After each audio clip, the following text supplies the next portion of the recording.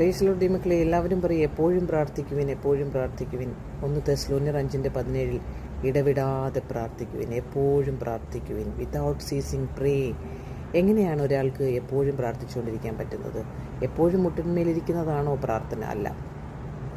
ദൈവം ആഗ്രഹിക്കുന്നത് എന്തിനും ഏതിനും ദൈവത്തിന് നന്ദി പറയുവിൻ. ദൈവത്തെ അക്നോളജ് ചെയ്യണം.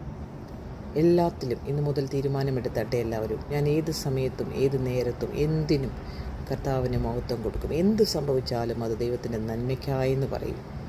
അങ്ങനെയുള്ളൊരു ദൈവപൈതലിനെയാണ് ദൈവം ആഗ്രഹിക്കുന്നത്. Never give up. God has A great plan about you. നിങ്ങളുടെ അകത്തെ മനുഷ്യൻ ബലപ്പെടട്ടെ. നവംബർ മുതൽ ഉള്ള 40 ദിവസം ഉപവാസത്തിൽ ഈ വർഷം ദൈവം ആഗ്രഹിക്കുന്നത് ഉറങ്ങിക്കിടക്കുന്നവരെല്ലാം എഴുന്നേൽക്കാനാണ്. അല്പസമയം ദൈവസന്നിധിയിലിരിക്കുമ്പോൾ ആഴത്തിൽ നിങ്ങളുടെ ഹൃദയത്തോട് ദൈവം ഇടപെടുന്നതുവരെയും നിങ്ങൾ ഇരിക്കണം. അങ്ങനെയുള്ള ആത്മീയമായ പ്രാർത്ഥനകൾ നിങ്ങൾ ഉയരണം. നിങ്ങൾ ചർച്ചിൽ പോയി പ്രാർത്ഥിച്ചിട്ടോ കൂട്ടത്തിൽ പ്രാർത്ഥിച്ചിട്ടോ ഒന്നും കാര്യമില്ല.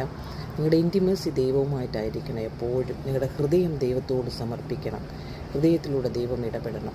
അല്പസമയം ഞാൻ പ്രാർത്ഥിക്കുമ്പോൾ എൻ്റെ ദൈവം എൻ്റെ ഹൃദയത്തിൽ ഇടപെട്ടത് ഒരു മാനസിക രോഗി ഭയങ്കരമായ അവരുടെ തലയിൽ ഇങ്ങനെ കിറുക്കിറുക്കിറുക്കിറുക്കുന്ന ഇങ്ങനെ ആകുകയാണ്. അവർക്ക് നോർമലാകാൻ പറ്റുന്നില്ല. പക്ഷേ ആളുകൾ അവരെ വല്ലാത്ത രീതിയിൽ അവരോട് പെരുമാറുന്നു. പക്ഷേ കർത്താവ് പറയുകയാണ് അവർക്ക് വേണ്ടി പ്രാർത്ഥിക്കുമെന്ന്. ആരാണെന്നറിയില്ല, എന്താണെന്നറിയില്ല. കുറേ കാര്യങ്ങൾ അതുപോലെ ആഴത്തിൽ പോയി നമുക്ക് ദൈവത്തിൻ്റെ ഇഷ്ടപ്രകാരം പ്രാർത്ഥിക്കുവാൻ പറ്റും. ഇതുപോലെ നമ്മുടെ ഹൃദയത്തിൽ ഞരങ്ങുന്ന ഹൃദയങ്ങളെയൊക്കെ ദൈവം കാണുന്നു. പക്ഷേ ദൈവത്തിന് ഇവിടെ പ്രാർത്ഥിക്കുന്ന ഒരു ദൈവപൈതലിനെ ആവശ്യമുണ്ട്. ദൈവം ആഗ്രഹിക്കുന്ന ഒന്ന് മാത്രമാണ്. നീ അവൈലബിൾ ആണോ ദൈവത്തിന്? ഹല്ലേലൂയ. ആകാശം മാറും, ഭൂമി മാറും, സകലതും മാറിപ്പോകും. പക്ഷേ ദൈവം ആഗ്രഹിക്കുന്ന അവനോട് ചേർന്ന് ഏത് സർക്കംസ്റ്റാൻസ് ആണെങ്കിലും ഏത് സിറ്റുവേഷൻ ആണെങ്കിലും നിൻ്റെ ഹൃദയം ദൈവത്തോട് ചേർന്നിരിക്കട്ടെ. എല്ലാത്തിനും നന്ദിയുള്ളവരായിരിക്കട്ടെ. ദൈവത്തിൻ്റെ ആഴങ്ങളെ അറിയുന്നവരായിരിക്കട്ടെ. അവനെ പ്രേമിക്കുന്നവരായിരിക്കട്ടെ. ഹല്ലേലൂയ. അവൻ്റെ പ്രേമം വർദ്ധിക്കട്ടെ. അത് വീഞ്ഞിനേക്കാൾ ശ്ലാഘ്യമെന്നാണ് ഉത്തമഗീതത്തിൽ പറയുന്നത്. ഹബോറിയ അന്തൽത്തൂറി മനേഖ്യന്തരമേ നെവർ ഗിവ് അപ്പ്. മകളെ, നിന്നെക്കുറിച്ച് ദൈവത്തിന് വലിയ പദ്ധതിയുണ്ടെന്ന് എല്ലാവരും പറയും. പക്ഷേ എന്താണ് പദ്ധതി? അവനോട് ചേർന്നിരിക്കുമ്പോൾ അവന് ചില കാര്യങ്ങൾ നിന്നിലൂടെ ചെയ്യാനുണ്ട്. അത് മറ്റാരെയും കൊണ്ടുമല്ല, നിന്നെ കൊണ്ടാണ് ചെയ്യാനുള്ളത്. അതറിയുന്ന ദൈവപൈതൽ എഴുന്നേൽക്കും.